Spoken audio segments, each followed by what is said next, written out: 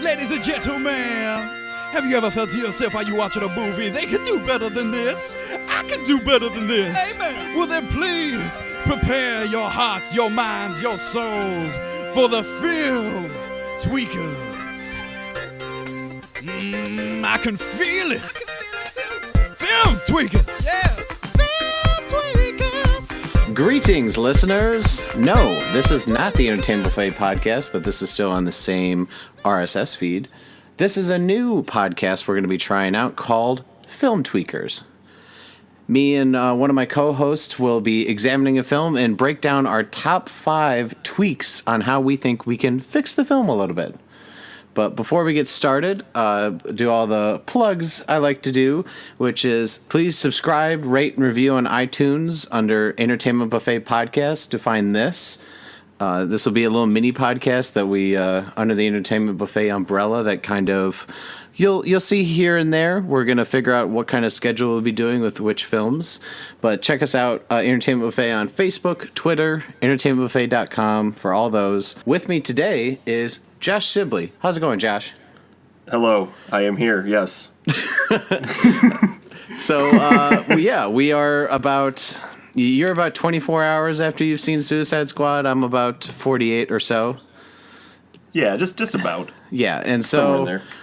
I figured this was a perfect film to kick off this idea of Film Tweakers, where we take a film and try to see if we can fix it. That is a daunting task with this movie. Yeah.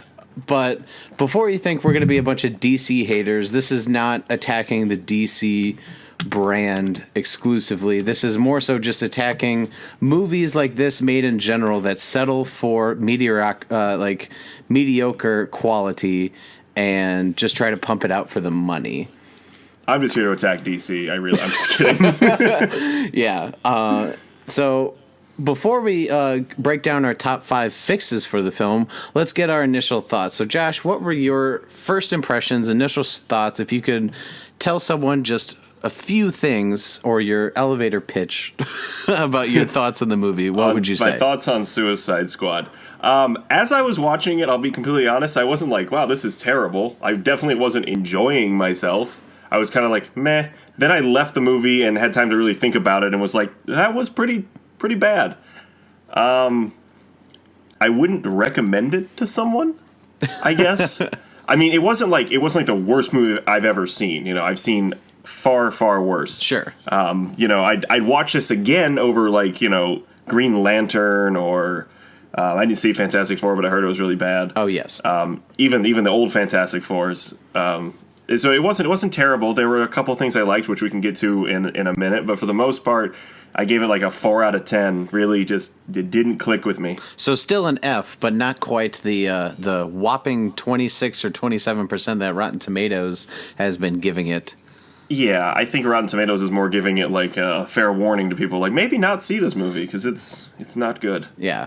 So I agree with mostly with what you said, Josh. My initial thoughts were, and this happens with a lot of movies nowadays, is I come out and like I feel one thing and then I think about it and I feel one thing and then I'm going back and forth. So this is why I took a couple days before we recorded this because I wanted to gather all my thoughts. You got to digest it. There are redeemable things about this movie, but not enough to save it for me. Sure, not enough to deem it good, but there are things like this isn't just going to be we're shitting on it nonstop. This is there are things such as Margot Robbie killing it as Harley Quinn or Will Smith remembering how to be fun again, Viola Davis being scarier than Joker. Like there were a lot of things that were great about it, but obviously that doesn't mean it was great. It wasn't a shit show, but if you're a fan of comics, I would say go see it because it is a comic book movie. And but if comic book movies have kind of been getting tired on you, you're a little bit exhausted for them, I would say you could skip this one and wait for one of better quality, because this will just further your superhero fatigue, if you will. If you feel like you really want to experience a movie at home, go just pick up like a Suicide Squad comic that's like in the middle of the Suicide Squad comic run and read that one and then like the end one. and then you'll be all set, and you'll be like, I was really confused, and you're like, yeah, well, that's what the movie's kind of like. So then watch Men in Black, and then you kind of got the two together. Well, I would always say just over most movies, just watch Men in Black. Just watch Men in Black. But anyway, let's jump into our top 5 fixes or tweaks for Suicide Squad. So these are going to be in no particular order. These are just going to be 5 things we wish we could help this movie out to make it. I think if we fix these 5 things, it would be a really good movie. Don't you, Josh? I do, and these are like things that like you could fix, close to the movie being released, and not so much, like the total rewrite of the entire script type thing. Yeah, because this isn't fan fiction. I just want people to know that we're not like, oh, well, Harley Quinn should have. Yeah, but like you mentioned before, the 2015 Fantastic Four, that's a movie where pretty much just scrap the whole thing. Like, there's nothing you can do to save that. There's no redeemable good qualities. This had some good ideas, some good things. So let's see. The number one thing that we both agreed on we should change, that we wish we could change about this movie, is the fact that Warner Brothers and DC gave David Ayer, the writer-director, only 5 weeks to write, polish, rework, and finalize the script before shooting. Which is totally ridiculous. Yeah. Obviously, the way me and Josh know each other is through Columbia, where we both were in the film program, where we wrote some features and also took some TV classes together. Writing in 5 weeks, maybe one draft, seems reasonable. But writing, not if you're me.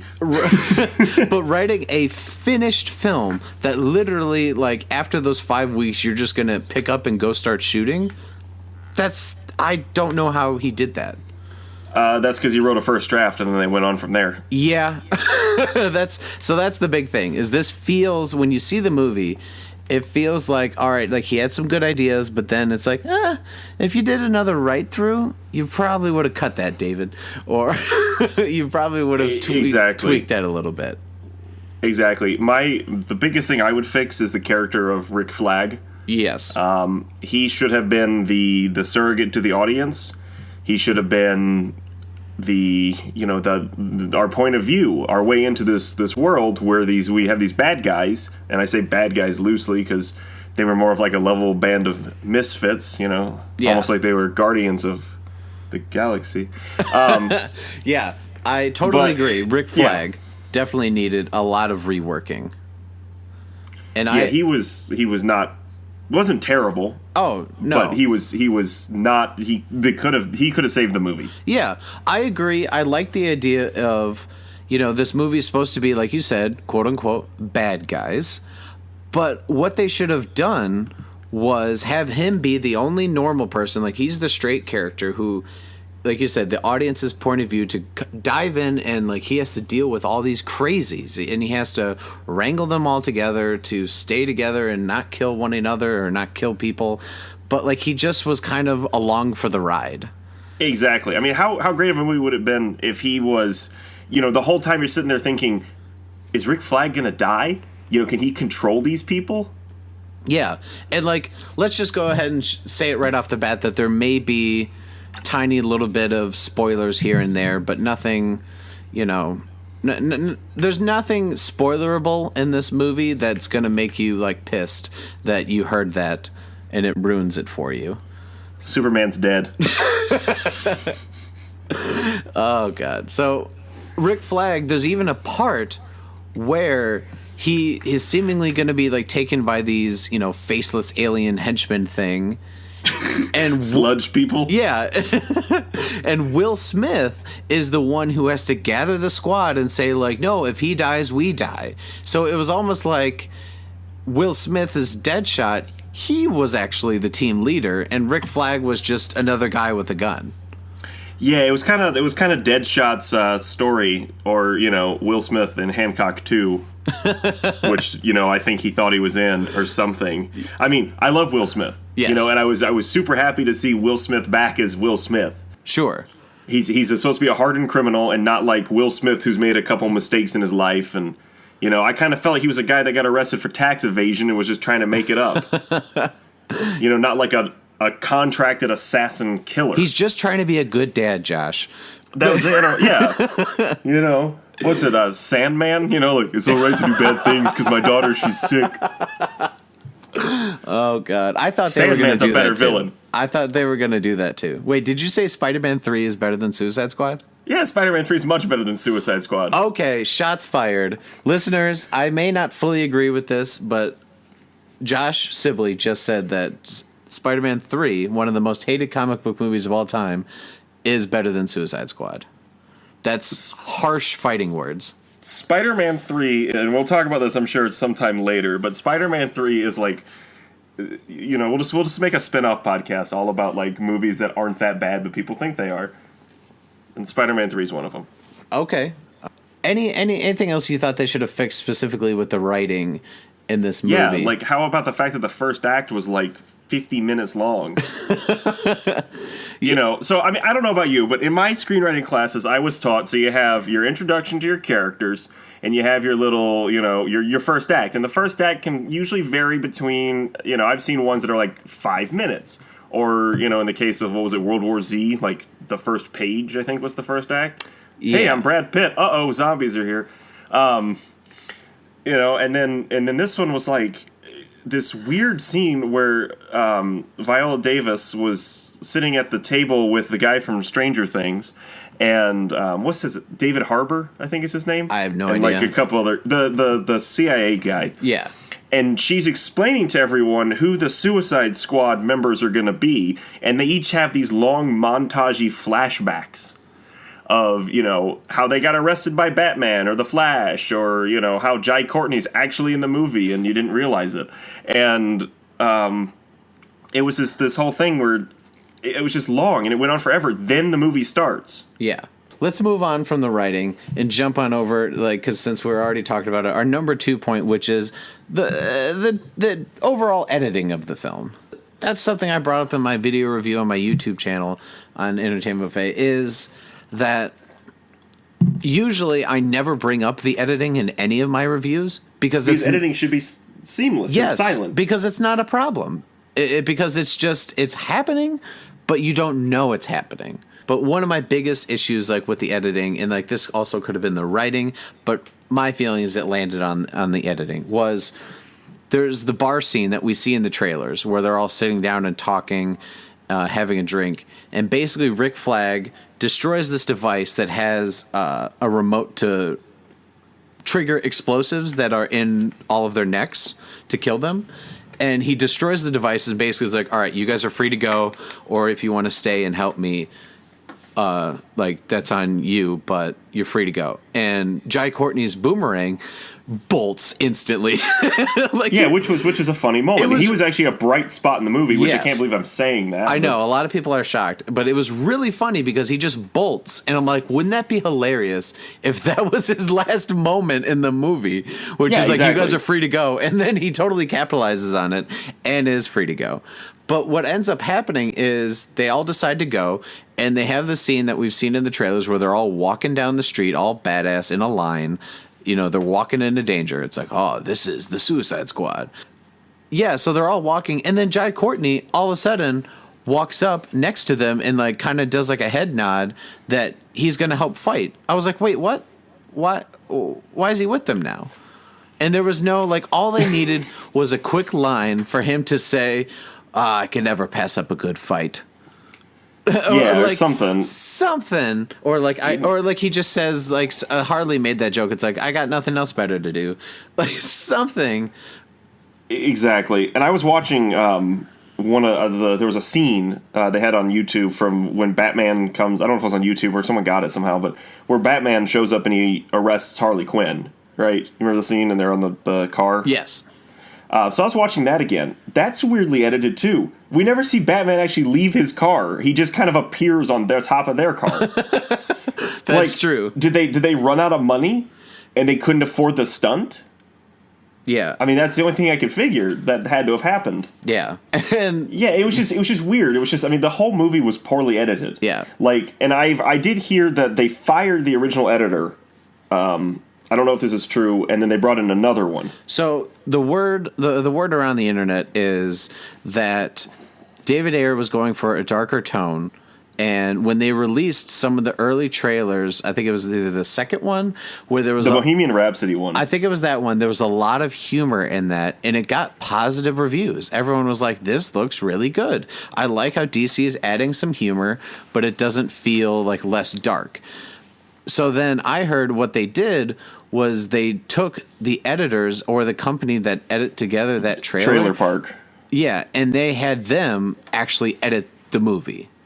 Yeah, and then David Ayer was forced to kind of put the two versions together, the one he was doing and then the one that they slapped together. Yeah, which can kind of lead us into our next subject here. Yes, our number 3 way to fix Suicide Squad is keep a consistent tone. Why? I mean, I kind of like feeling like I'm watching 3 movies at the same time.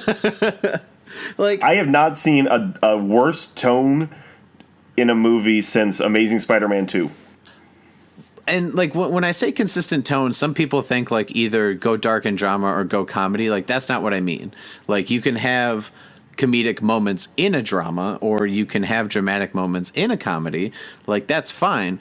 But it felt like they took the first half and made it comedic and then the last half made it dramatic and they kind of slapped it together and it just didn't fit together. It didn't fit together at all. I mean, we'd have these weird, like, just back to that early montage moments. You know, Amanda Waller's in the bar restaurant thing. Totally felt like Smoking Aces if you've seen that movie. Yeah, and it was dark. You know, it was like I want to build this team of these evil people. Here's some fun music montages of them doing stuff. but you know, back on track. Yeah, it was weird. The tone. And we talked about this a little bit before the podcast while we were getting rolling here, which was like, these are supposed to be villains. Make them actually dark. Like, I understand Harley Quinn being funny. That makes sense. Maybe a little bit of Deadshot, but like they should have made like everyone else like stone cold, like assholes or just, you know, horrible people. But like Jai Courtney was kind of funny, and then like they made Killer Croc have some one-liners, and Diablo would say some things, and I'm like, these are all just, you know, these are like fun people. Like why? Diablo was the only one I liked. Yeah, because he had a backstory that made sense. So and he wasn't funny. He wasn't like quippy, and it made sense why he would want to be like reformed. You know, where it was like, you know, Will Smith being upset about his daughter. It was, you know, kind of like a football player being upset about being hurt while playing football. You know, it's like they're getting paid tons of money, and you know you're going to get hurt because you're playing football. Yeah, it just didn't quite make sense. You know, what do you expect to happen, Will Smith? You're like the deadliest assassin in the world. Maybe you shouldn't be doing that while you're trying to raise your daughter. By the way, while we're talking about, you know, the tone, why the fuck are they saying we're bad guys? The phrase... It's what we do. We're bad guys. Yeah, the phrase we're bad guys was said way too many times. And if it was said 10 times, it was said 10 times too many. Like, it didn't make any sense for these people who are supposed to be god-awful, horrible people to just like, what are you going to do? We're terrible. Don't tell me, show me. You said that's why they couldn't show you, because they didn't do anything bad. Yeah. Not even Killer Croc. I mean, what did he do? He just kind of stood there. Like, there was some times where like he would eat someone, but it's like, did he really eat them? Or did he just like... gnaw on their shoulder and then they went and got some stitches? They didn't quite show, like they should have shown him just straight up fucking eat someone. I thought, and this was just because the movie was so like physically dark, and I don't mean like, you know, like, oh, it was a dark movie. Not tone really wise, you mean the lighting. The lighting was so dark that there was a scene where Killer Croc was swimming in the water after he did his I am Groot moment. And, I mean, that's what it was, you know, like, let me swim. I mean, that's what it was, you know, we are Groot. It was the same fucking thing. And he gets in the water, and one of the bad, you know, sludge monsters attacks him, and I thought that he attacked one of the guys. Yeah, and I was like, oh, sweet. I didn't know now what was going on. Now the movie's going to, like, actually be decent. I didn't know what was going on there. I really thought he did. And then I was like, oh, no, Killer Croc was just being nice for no reason. And, well, okay, you can jokingly call this a spoiler, but, like, so there's this character called Slipknot. and he was a Suicide Squad member for 30 seconds, where he didn't even get an intro in that 50-minute first act. So that's where you knew he was a red shirt. Like, you knew he was going to get killed. So they introduced that to keep these guys in line, there's a bomb in their neck. And if you try to run, we're going to blow you the fuck up. So within 2 seconds, Jai Courtney's character is kind of like, it's all mind games. Just go for it. And so Slipknot shoots a grappling hook, which you see in like all the trailers. It's literally his one moment. He shoots a grappling hook, and then Rick Flag just takes out his little, I'll steal the joke from the movie, like his little killer app thing, and just oh god, don't even talk about that joke. I threw up. He blows Slipknot up and kills him, and like it was to me, was that moment supposed to be funny? Or was that moment supposed to be like, holy shit, Rick Flag is this soldier, but he just blew up a guy from his neck just because he was running away? I think it was supposed to be funny, and then they ruined it by throwing in the "that's a killer app" joke. I think it was kind of funny. I don't think it was the best joke, but that didn't upset me as much as it did you. Yeah. I don't know. And while we're talking about tone, kind of the last thing here, I kind of felt like the third act was a totally different movie. Yeah, because that's where you could tell that's where David Ayer was going for. It was very dramatic, and we'll talk about later the bar scene where it got really dramatic, and it got very like you're supposed to really feel for these characters, and you're like, holy shit, what is this movie? I didn't mind that much. I mean, because that happens in most even comedies. They have the end of the second act where it becomes this. The low point for the character, and they got to rally and move on. Yeah, so we'll move on to our number 4 thing for the fix, which is going to be, if you're going to have a movie about villains, get an actual good villain that they're all teaming up to face. And we're just going to go ahead and say who the villain was. It was this Enchantress, which she's like this weird witch, which like the way they introduce her, they introduce like she's going to be on the Suicide Squad. Amanda Waller says like we have her under control, and they add this plot point that the girl who got turned into Enchantress is dating Rick Flag. So it's like that's how you're supposed to feel for Rick Flag. But at literally the scene after Amanda Waller says we have her under control, she's not under control. She got free and did stuff. Yeah. It was all bad. It should have just been, I think that should have been why she was trying to form the task force, is because, hey, we had this Enchantress and she went crazy and like we think she's going to start fucking shit up. But I was under the impression that was how the movie was going to go. Me too. To start with, was that already this stuff was happening, not like, oh, it's from a task force. Oh, good thing we did because shit just got real. Yeah. And so like the villain Enchantress, she does, I don't even know how to describe it, but like she's just doing it's just a bunch of CGI mess, really is what it is. What bothered me so much about Enchantress was that she spent all her time making sludge monsters when she probably could have just made her little like evil spell like way before that. Yeah, it did. I felt like, what was she waiting for? It didn't make sense. Like, why was she making the sludge monsters? What was she doing? Was the big beam in the sky like she was going to bring more of her people from the other world? But she was like using lightning to like sink battleships and stuff, and blow up things. It didn't make sense because she said like, and she was strategically like targeting military places. I don't know why she didn't just blow up everything. Anyway, with the villain in this movie, I just didn't care. And like, I understand that they had to do, because Amanda Waller's big thing was, and she said it in one of the trailers, which is, what if Superman wasn't good? What if we had, a metahuman that used their powers for evil? We need someone to fight fire with fire. That all makes sense. But the problem was, I would have rather that villain been a metahuman that was a bit more grounded, or something that was not a big cloud CGI with all these, sludge. That's a requirement in superhero movies now, is cloud CG and world-ending lightning. Well, you even think about like the first Avengers, which everyone loves, the Chitauri are like just these black alien things that, you know, they mow down like they're no one. And like that's what. Yeah, but that was the first time they did that in the Marvel universe. Oh yeah, but I'm just saying is like. And then they did it with every movie after that. Is that there always is a requirement of a big cloud thing that gives you a bunch of no name things that the heroes destroy. But so were those things still out there? Did they kill all of them? I don't know. Okay. Anyway, but with your villain, yeah, you're right. They needed someone that was grounded. They needed someone that was, you know, really evil, and that maybe they didn't want people to know about, and so the bad guys had to take him down. And if only they had someone like that in the movie.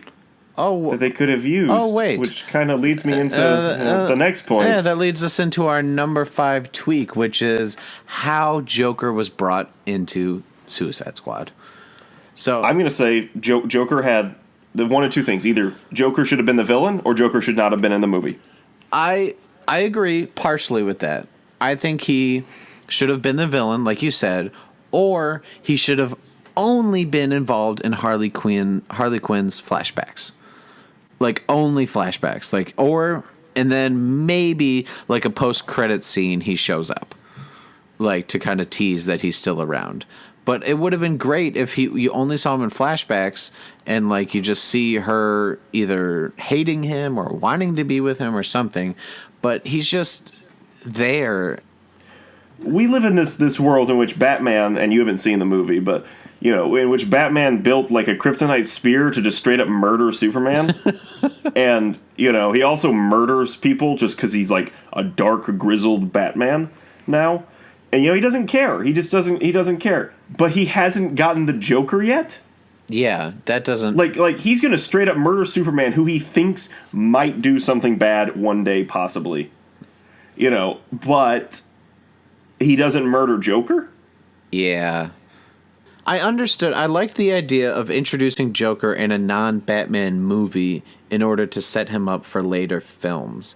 But the way that it was done with him having this little D story where he's trying to break Harley out, it didn't feel like Joker. And I'm not going to be like a super comic book purist or anything, but it felt like it's this side story that was part of another movie. Like we said, we feel like we're watching 3 different movies in one. Like, it felt not in Suicide Squad. The fact that I could cut out all of the Joker scenes and it'd be the same movie means that it was useless. Yeah, and here's a simple... I thought for sure. Yeah, here's a simple tweak. And like we said, this is if you make him the villain. All you do is, in the flashbacks, you know, he drove... Dr. Harley Quinzel into becoming Harley Quinn. He drove her mad. She fell in love with him, became obsessed, and they had this violent relationship. But like in present day, what you do is like she even agrees, even though she's batshit crazy, no pun intended on the bat, that she's so batshit crazy that she thinks that even he has lost it.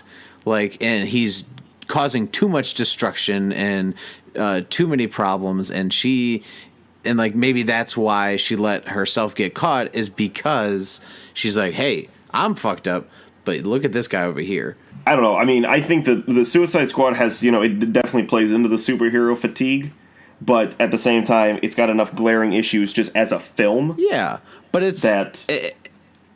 think it just has so many mistakes that years ago we would have forgiven, because it was more of a treat for a superhero movie. But now when it's so commonplace that, you know, we don't want medium or mediocre or average. We want great. I think it would have been a little better received, but because it would have fixed the issues with, say, the ending and the whole, you know, faceless army climax with the, you know, light shooting up into the sky thing. Yeah. But it still would have had the glaring editing issues. The tone would have been way off. See, the biggest...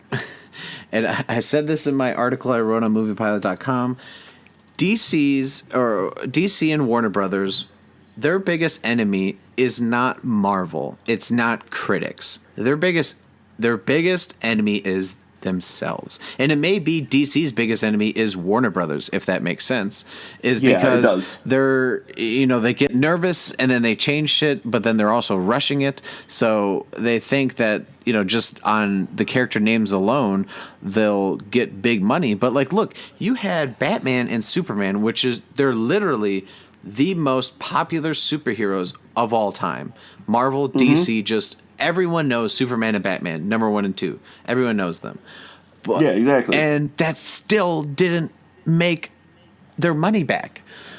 Like, they made $800 million, but I'm pretty sure they said they needed to make $1 billion to make their money. They needed to cross the billion. Well, they made their money back. They went over. They did make their money back, but their financial projections were like 1.1 billion or something like that. Yeah, and they didn't get anywhere close to that. And so, they have these investors that have put this money in, and now they're like, "Oh, we're not getting as much as you promised back." Let's step back from the tweaking and judgmental side of things and wrap it up. Well, not just wrap it up, but let's talk about some good things, because, like we said, there are some redeemable things about this movie. So we'll finish things off on sort of a positive note. If you're going to see it, here are some things to enjoy. Like I said before, Margot Robbie, I think, is the perfect casting for Harley Quinn. I think she just nailed it. Yeah. I mean, I'll be honest, I don't really like the character of Harley Quinn. Yeah, but like... I never have. She's always been irritating and annoying to me. And she's supposed to be. I get it, but... I think part of me that just always loved about the character is the fact that she was created from the animated series to the comics, opposed to they brought her from the comics to the animated series. I just thought that was cool, because that Batman the animated series and the X-Men and the Spider-Man animated series were such big parts of my childhood.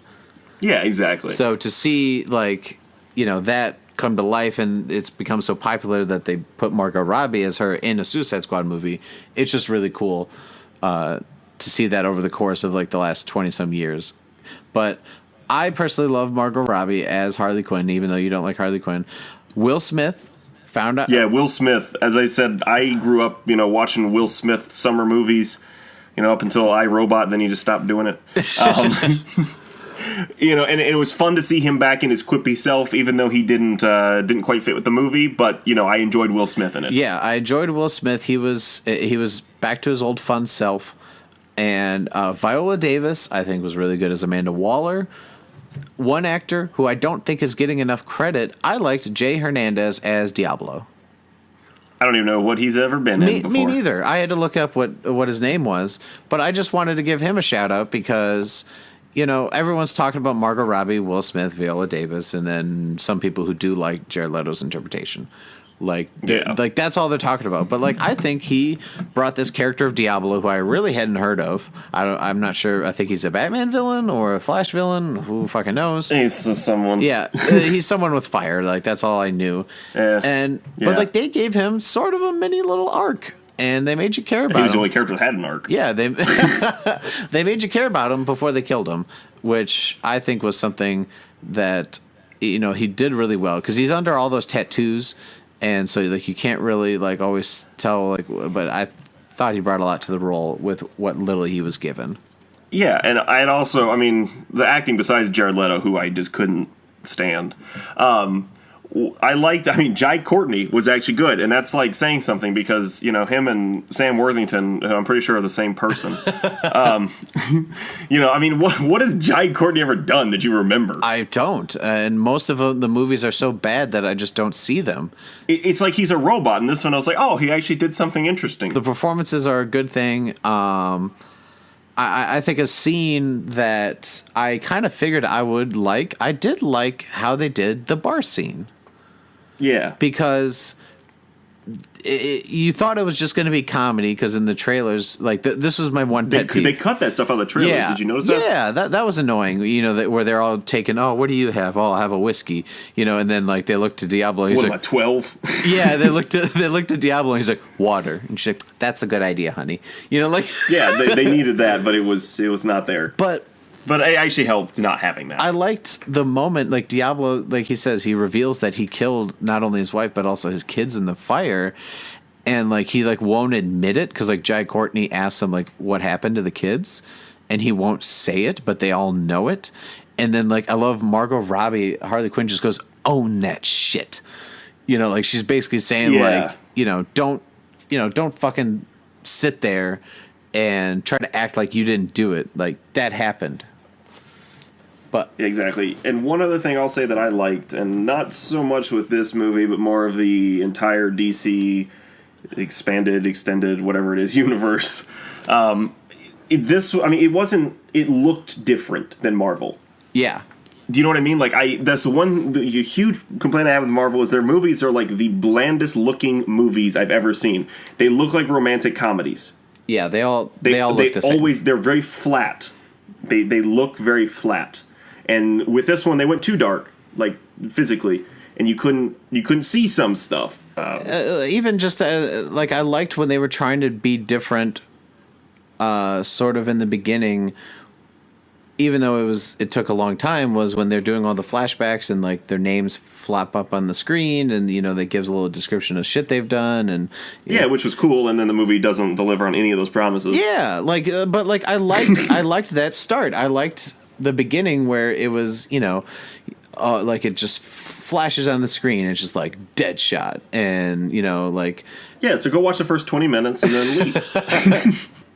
There are some good things about Suicide Squad. It is not a complete shit show, but it's certainly, we think if we brought those 5 things to the table, that it could have not only fixed it to be pretty good, but I think it could have been a great movie if they fixed some of these things. I was looking forward to it just as a premise, and I like the actors and everything behind it. And I was kind of rooting for DC. Like, hey, you could you save yourself. You can have a hit here. That's what it was going to be. But it kind of felt like you ordered a pizza, online, with pepperoni and sausage and meat lovers pizza, and it shows up and it's a veggie.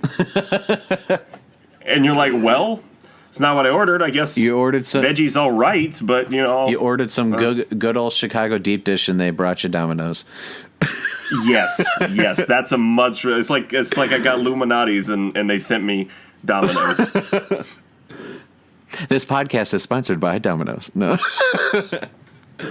Am I going to eat it? Yes, I'm hungry. Am I going to enjoy it? Probably not. Suicide Squad is the Domino's of superhero movies. It's edible, but not. Is it real pizza? No. But it says it's pizza. But anyway, please tweet at Entertain Buffet on Twitter what you think of our tweaks. If there's any tweaks you think we missed, or things that you disagree with, or you can email entertainmentbuffet@gmail.com, and we'll respond with what you think to our tweaks, and maybe some you have yourself something we missed. But thanks for coming on for the possibly the pilot podcast of Film Tweakers, Josh. Yeah, hopefully I'll be back. I don't know about that, but no, we'll definitely have you on again. Hopefully, we'll be tweaking a movie that we liked more, and with some more positive tweaks, or we'll have you on the Entertainment Buffet podcast as well. Something to look out for in the near futures on the social medias is we are working on a little animated comedy pilot, aren't we, Josh? We are, but we'll kind of leave it at that. Let's keep it as under wraps as possible. But keep your eyes open for some stuff by the, I would say, end of the year. You will see some very cool stuff coming from me and Entertainment Buffet, kind of co-producing things. So yeah, keep your eyes peeled for that. There's a dinosaur in it. That's all. All right, guys. Well, thanks for coming on, Josh, and thanks for listening, everyone.